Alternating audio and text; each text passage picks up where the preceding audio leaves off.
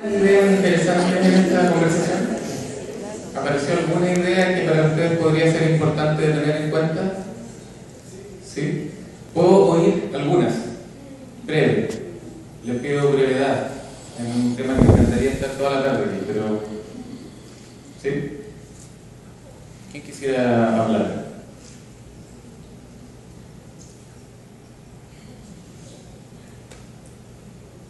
¿Sí? Un joven que, digamos, tiene 18 años, tiene padre, ha tenido una hija y le gusta el dinero fácil, o sea, anda con malas amistades. No le gusta trabajar, lo fácil no sabe qué es, o sea, actos delictivos. Pero es un vecino que está ahí, ¿no? ¿Y esta idea cómo impacta en la identidad de ese joven de 18 años que me imagino que hay un montón de conclusiones de quién es él como persona, ¿no? Que debe ser flojo, desinteresado, delincuente, algo así? Si uno piensa que la persona no es el problema es el problema, ¿cambia algo en esa comprensión? ¿Sí?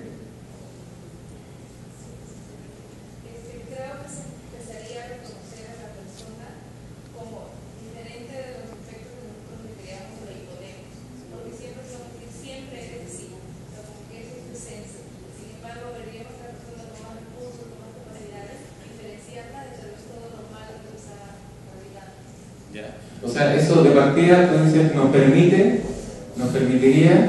poder tener una visión más amplia de quién puede ser esa persona. No casarnos con la historia de que es delincuente, flojo y desinteresado, sino que creer ciegamente que hay otras posibilidades que podríamos descubrir de quién es él como persona. Muchas gracias por el ejemplo. Cuando hablamos de esto, cuando hablamos de las historias, estamos hablando de poder, necesariamente. De poder. Hay historias que tienen más espacio para ser contadas que otras historias. Entonces, por ejemplo, este joven de 18 años que tú pones el ejemplo, me imagino que estas historias de quién es él, hay mucha gente que ha tenido privilegio para contar quién es él. Pueden ser, no voy a hablar de este joven porque no conozco bien la historia, pero en general podrían ser los profesores, los adultos, los hombres, la gente blanca, los europeos, los profesionales, los psicólogos, los psiquiatras, y probablemente su voz está muy al final. Probablemente yo a esa persona la voy a conocer a través de muchas de estas voces, primero, que tienen el privilegio para contar quién es este joven,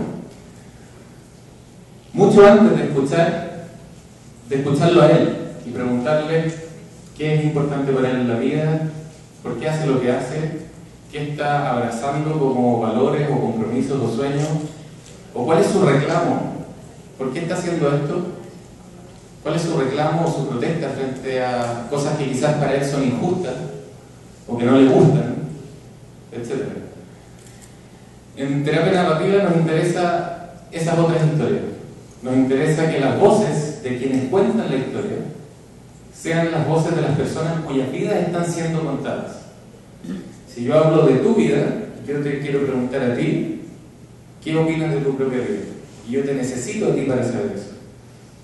Yo no lo voy a decir yo desde mi interpretación de forma.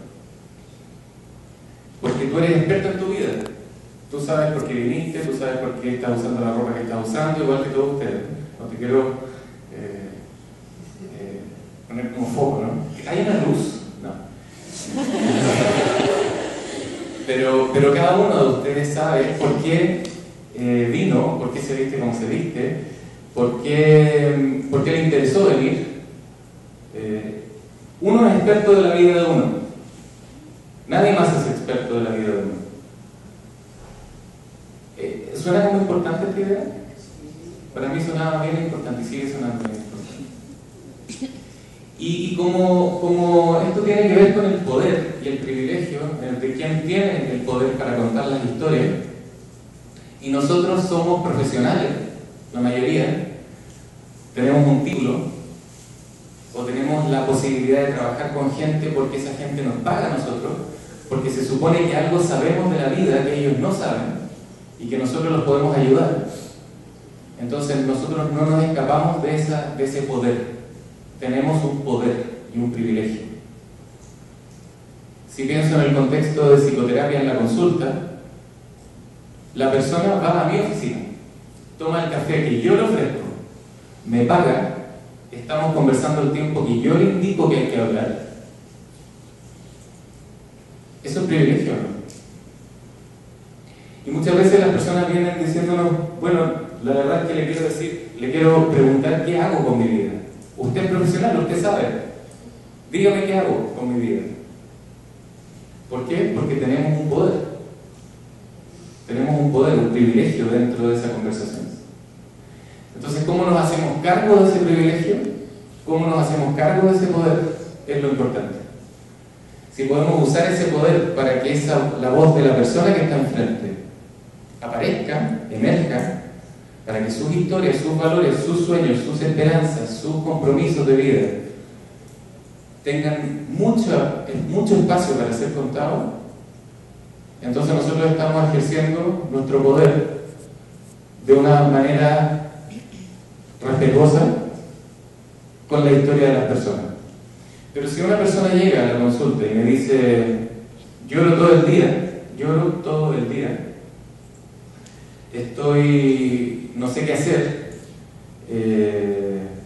no quiero llegar a mi casa porque mis papás discuten todo el día y mi padre lo he visto golpeando a mi madre un par de veces o algo así, y yo, en lugar de escuchar esa historia, en lugar de escuchar una historia así y hacerles preguntas a la persona de si ese llanto, por ejemplo, tiene que ver con que no le gusta esa situación, con sueños de que las relaciones fueran distintas, con un conocimiento que ella tiene quizás de que las relaciones no deberían ser violentas, que pueden ser respetuosas, cariñosas. Ese llanto puede ser un reclamo, ¿no? Un reclamo, una protesta, de que esta situación no me gusta, porque yo sé que puede ser distinto y yo preferiría que fuera distinto. Entonces yo tendría la curiosidad de preguntarle a la persona, ¿y cómo sabes que puede ser distinto? ¿Has tenido relaciones de respeto también en tu vida? ¿Que te han mostrado que las cosas pueden ser distintas? ¿Hay gente que te ha presentado esto de otra manera? Entonces puedo acceder a historias, por ejemplo, que jamás hubiese accedido si es que yo pienso que soy el experto, ¿no? Y entonces la mujer me dice, sí, claro, una abuela mía. Yo iba a su casa, me hacía papas fritas, escuchábamos música y me abrazaba siempre. Y yo me sentía bien. Eso es un ejemplo de una relación respetuosa. ¿Y ahí tú aprendiste? Le podría preguntar yo, que eso es una preferencia tuya. Claro. ¿Y esto tiene algún impacto en tu futuro? ¿En cómo tú vas a construir tus relaciones futuras, por ejemplo? ¿En cómo tú quieres construir tus relaciones con tus hijos o con tu pareja? Puede ser, me puede responder esa persona. ¿Me puedes contar cómo sueñas el futuro en ese sentido? ¿Qué diferencia haría el respeto, por ejemplo? Estoy dando un ejemplo muy amplio, ¿no? Muy amplio, para decir que si yo estuviera en la posición contraria a esa persona simplemente tendría depresión mayor. Y yo estaría contando la historia de esa persona. Bueno, tú lloras todo el día, no quieres nada de la vida, estás perdiendo la esperanza, etc. Tienes un cuadro depresivo. Yo estoy contando tu historia.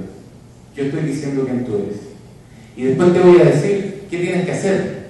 Te voy a decir, entonces tienes que tomar ciertos medicamentos o ir a un psiquiatra o hacer este tratamiento. ¿Sí? Para mí eso es un cambio radical. Para mí pensar que las personas son expertas en sus vidas es un cambio radical. y es sumamente relevante y es político también. Si yo fuera un psicólogo o un psiquiatra o un profesional de la salud mental, yo esperaría que a mí me preguntaran qué sé yo de la vida, en lugar de que me dijeran quién soy yo o qué es lo que tengo que hacer. ¿Les hace sentido esto en algún punto? ¿Les suena como algo importante al menos de reflexionar, de pensar? Porque esto tiene muchas implicancias en nuestro trabajo, puntualmente. ¿Qué ven? ¿Qué ven? ¿Cuánto tiempo tenemos? ¿Tendremos 10 minutos? ¿Por lo menos 10 minutos? ¿Sí? ¿20? Yo puedo estar. Tengo hasta las 4:30.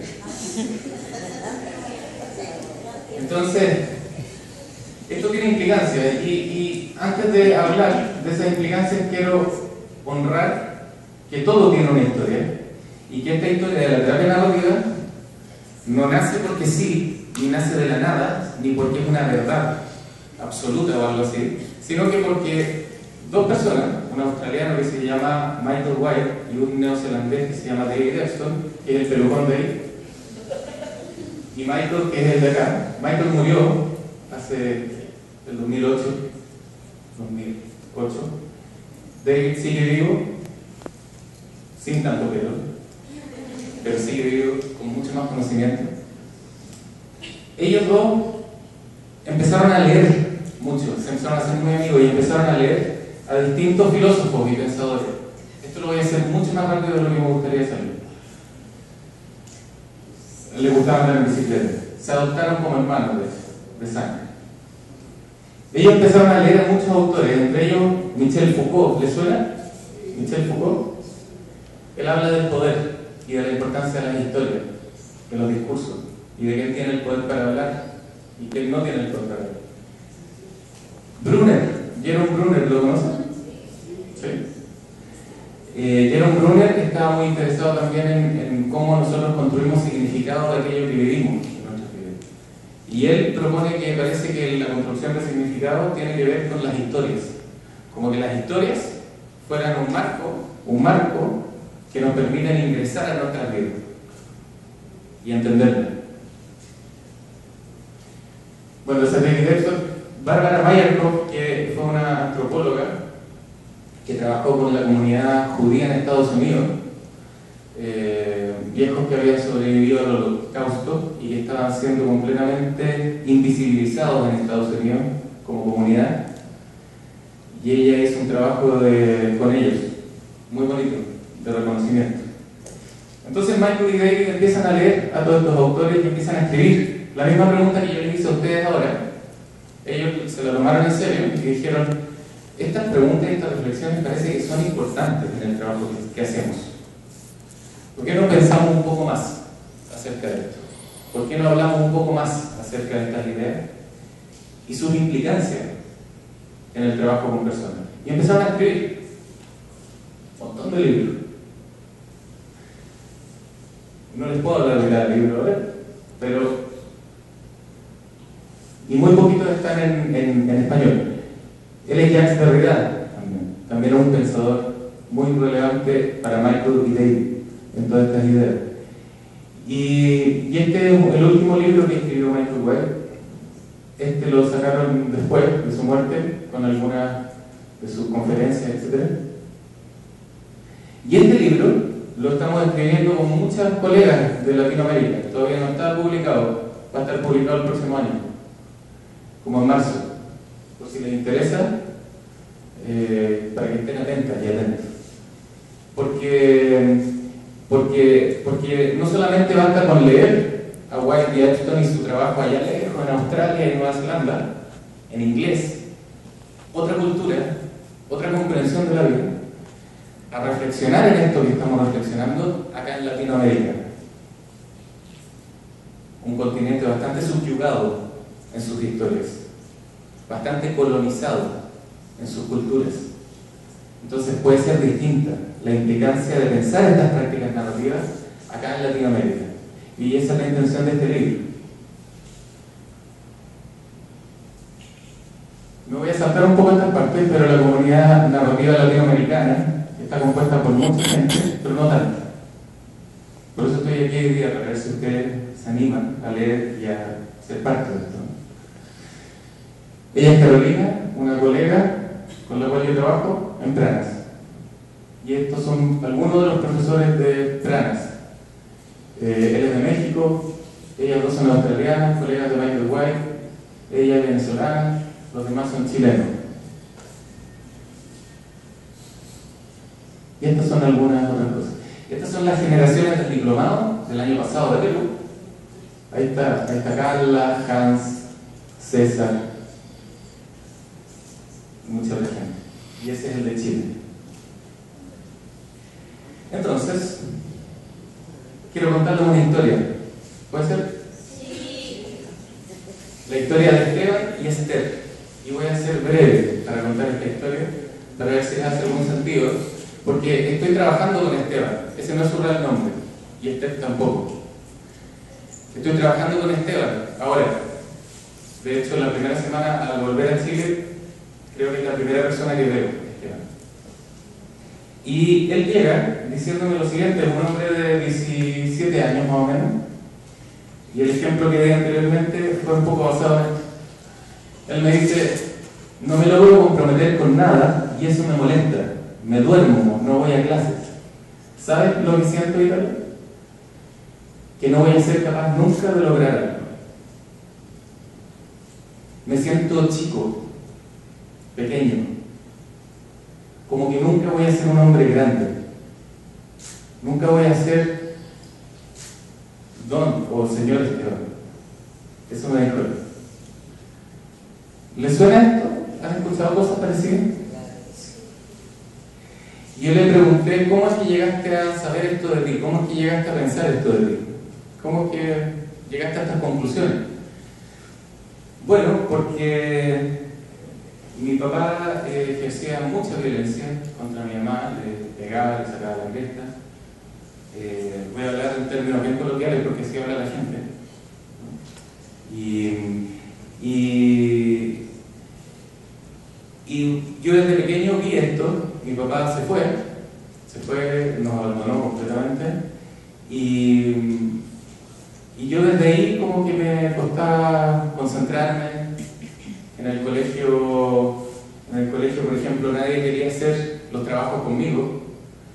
Era como, no, ¿cómo dicen aquí? Allá en Chile decimos porro, para la gente que es como la que no le va bien académicamente en el colegio. ¿Cómo tienen algún burro, flojo? O sea, así le decían a ellos: flojo, burro, porro. Entonces, claro, yo, por ejemplo, cuando nos juntábamos para hacer trabajo, terminaba haciéndolo solo. Trabajos grupales, terminaba haciéndolo solo, porque nadie quería trabajar conmigo.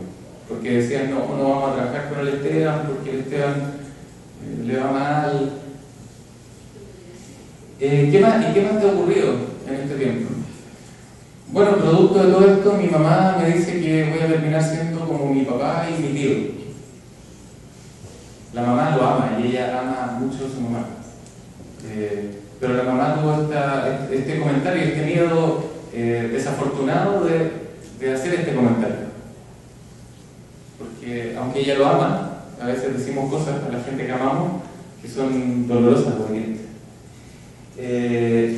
Entonces, por eso, esa es la historia de esto.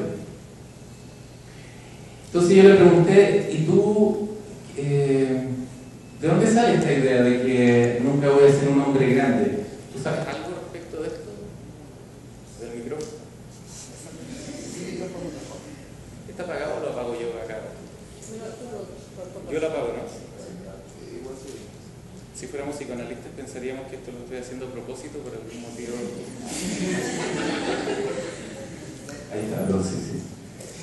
Pero no somos, yo no soy así, ¿no? Tengo amigos que creo que son, no tengo ningún problema. Pero, bueno, yo le pregunto: ¿qué sabes tú de eso de hombre grande? ¿De dónde viene esta idea? Porque yo lo estoy escuchando y no solamente estoy escuchando las historias que él sabe acerca de que no se siente capaz, sino que tengo otra oreja para escuchar aquello que prefiere, o conocimientos especiales que tiene en la vida, o habilidades o algo. Entonces él me dice, como hombre grande, me dice, como un hombre que puede comprar sus cosas, que puede tener su casa, que puede moverse en la vida, como un hombre grande. ¿Ya? ¿Y tienes ejemplo de esto?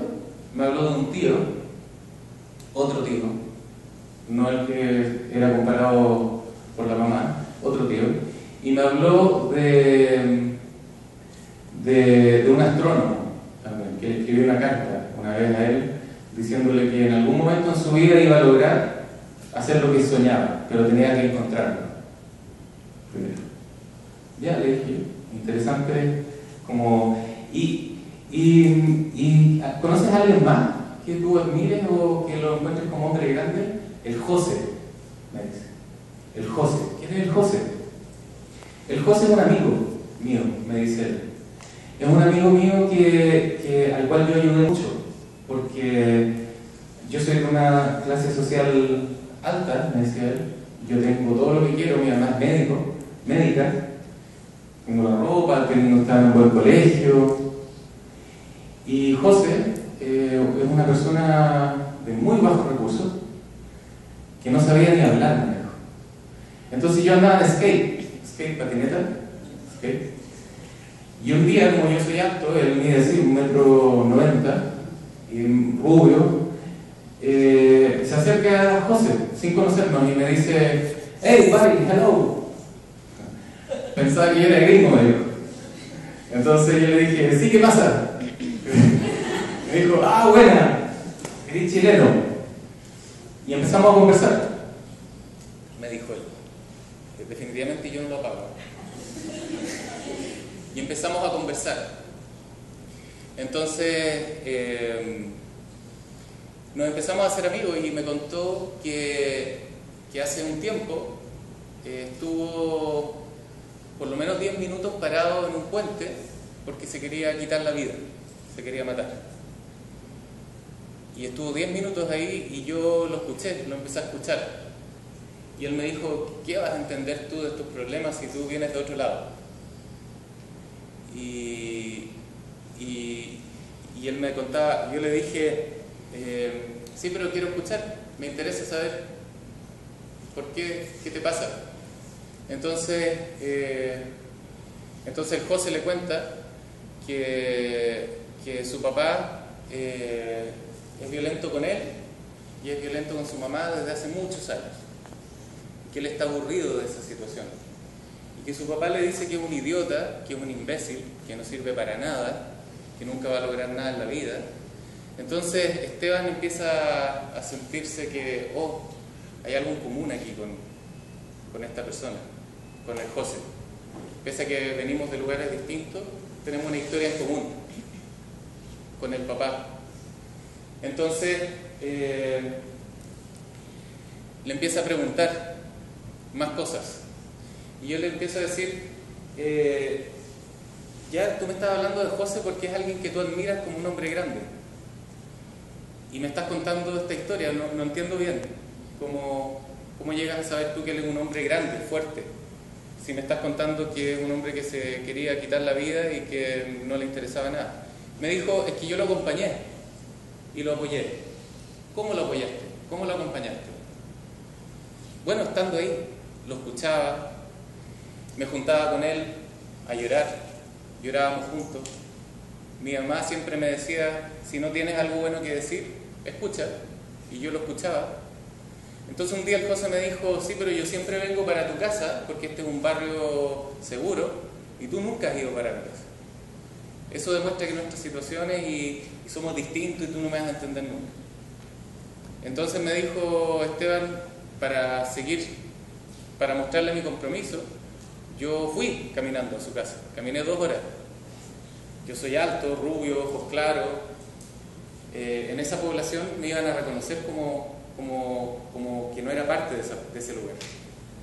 Y me podrían haber hecho daño, era una población peligrosa. Pero yo fui igual, porque me interesaba que él sintiera mi apoyo.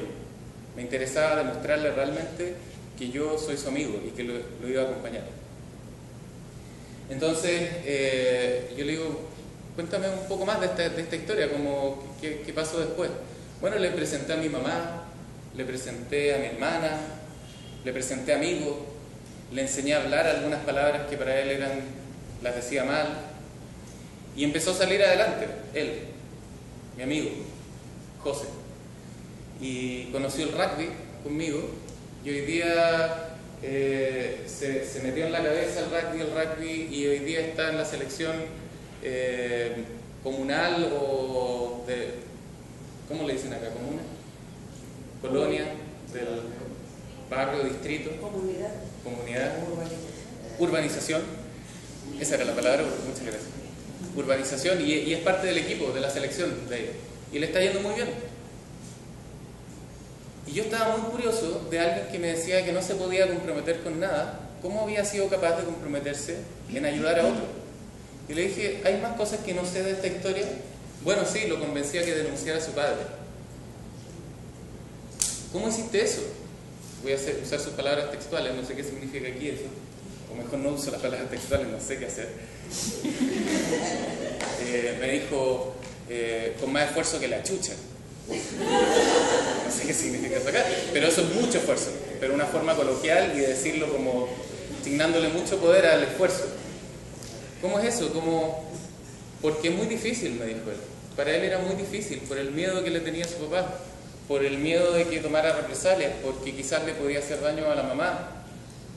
Pero lograste que él denunciara. Sí, y no solamente logré que él denunciara, también logré que mi polola denunciara a su papá.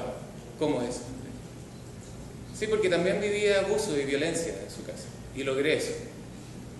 Entonces yo estaba escuchando historias que calzaban con eso, o historias distintas. ¿Qué piensan ustedes?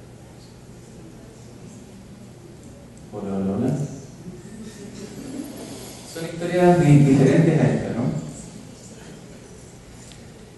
¿Historias de qué tipo? ¿Qué tipo de historias estaba escuchando yo? ¿Historias de no lograr comprometerse con nada? ¿De no ser capaz de lograr nada nunca en la vida? ¿O son otras historias? ¿De qué? ¿Cuál es el tema de la otra historia? ¿De valor? ¿De perseverancia? ¿Podemos grabar esto? Me encantaría llevárselo a él. ¿Esto puede ser? ¿Que lo grabemos en un celular o algo así? ¿Tú estás grabando? Todo. Valor, perseverancia, amistad, compromiso, resultados, coraje, lealtad, ¿qué más? Poder, nobleza. ¿Qué opinan de esta persona que estamos hablando? ¿Les gusta una persona como la están describiendo ustedes a partir de la historia que yo les estoy contando? ¿Qué piensan que me va a decir él cuando lo escucha a ustedes decir esto que me están diciendo de él? ¿Será importante para él en algún punto de su vida? Estamos contando historias distintas donde obtenemos diferentes conclusiones de quién es él. Y no son mentiras. Yo no estoy inventando esto. No estamos inventando que él es una persona valiosa, que él es una persona con coraje, que él es una persona comprometida, etc. ¿No? ¿O lo estamos inventando?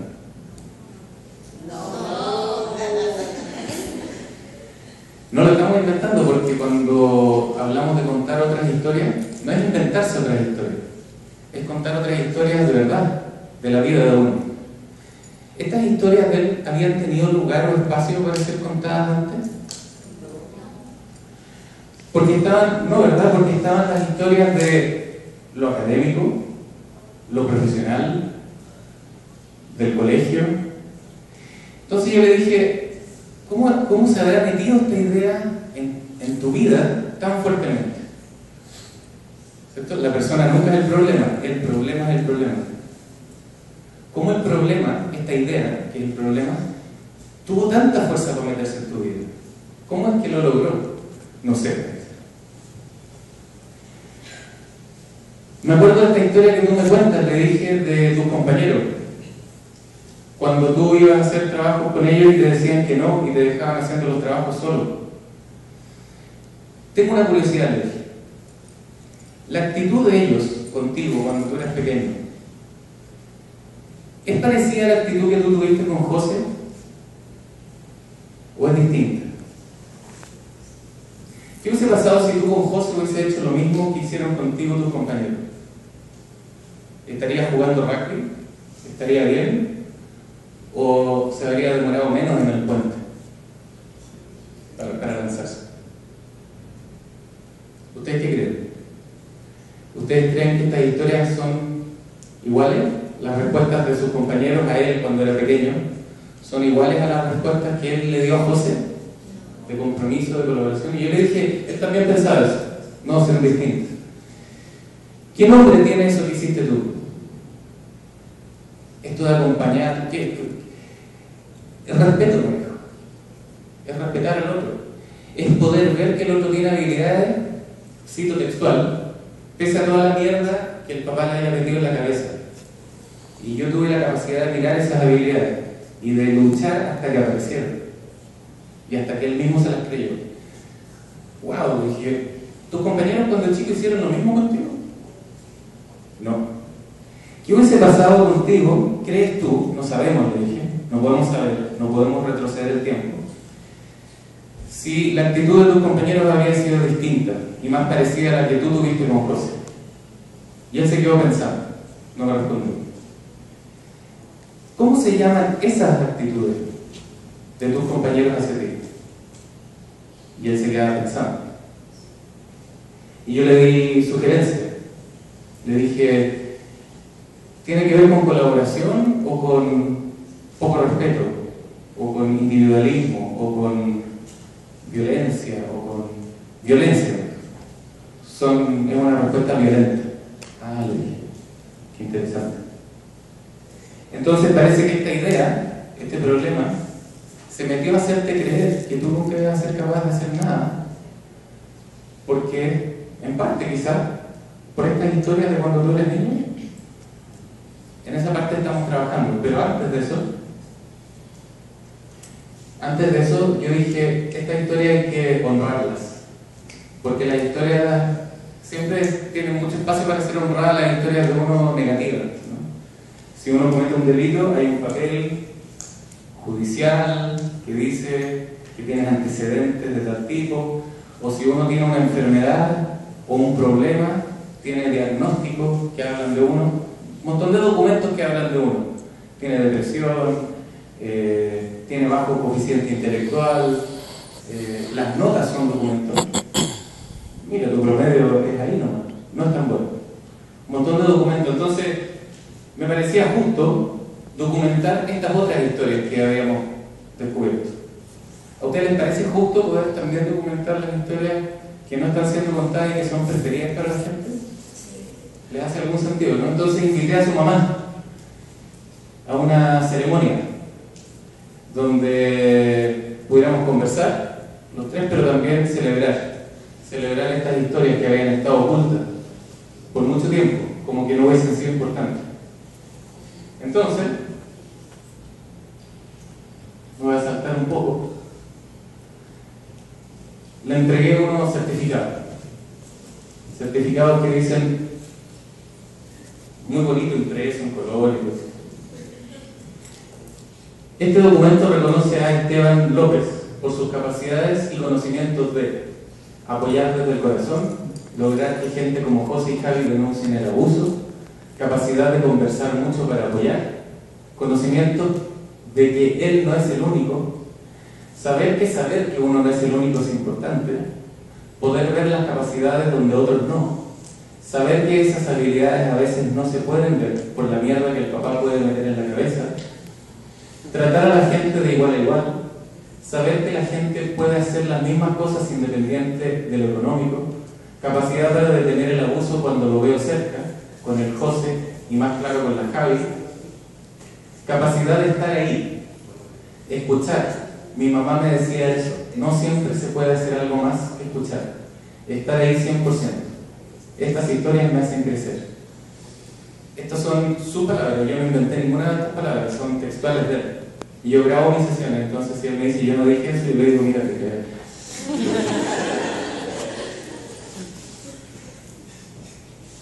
pero también le dio otro más. Y la mamá se lo entregaba.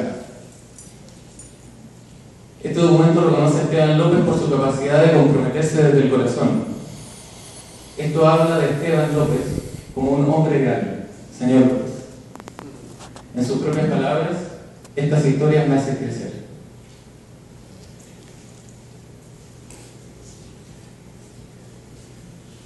Otro más.